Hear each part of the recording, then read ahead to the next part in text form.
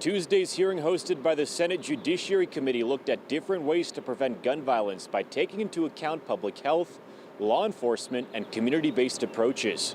As tragic images continue to come out of Colorado following Monday's mass shooting, both sides in Congress calling for action to prevent gun violence, but still struggling to find common ground on how to get it done. Thoughts and prayers are not enough. And yet, thoughts and prayers is all we have heard from my colleagues on the other side. There are steps we can take to stop these crimes. And you know what the steps aren't? The steps aren't disarming law-abiding citizens. Connecticut Senator Richard Blumenthal chairs the Senate Judiciary Subcommittee leading the hearings on gun violence. He invited Waterbury Police Chief Fernando Spagnuolo to offer law enforcement perspective on the issue, joining a group of other experts. The gun violence that I am most familiar with rarely makes national headlines, but it is just as consequential to the people that it affects.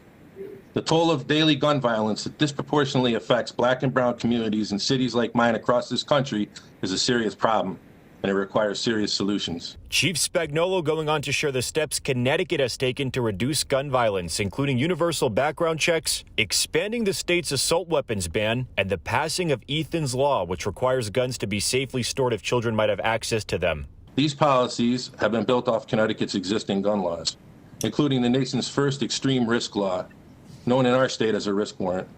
This allows law enforcement officers to petition a court to temporarily separate an individual from firearms if they pose a risk of imminent harm to themselves or others. Beyond the legislation, Chief Spagnuolo also highlighting Waterbury's community-based approach that includes youth violence prevention programs and post-incarceration violence prevention programs. Despite the recent setbacks, Connecticut still has one of the lowest gun death rates in the nation.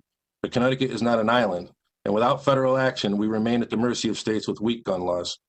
Over 2/3 of the crime guns traced by law enforcement in Connecticut come from other states. We need to end this epidemic with a comprehensive nationwide approach. Following Tuesday's hearing in front of the full Senate Judiciary Committee, the plan moving forward is to host more subcommittee meetings to explore these reform efforts even further. Reporting in Waterbury, Angelo Bavaro, Fox 61 News.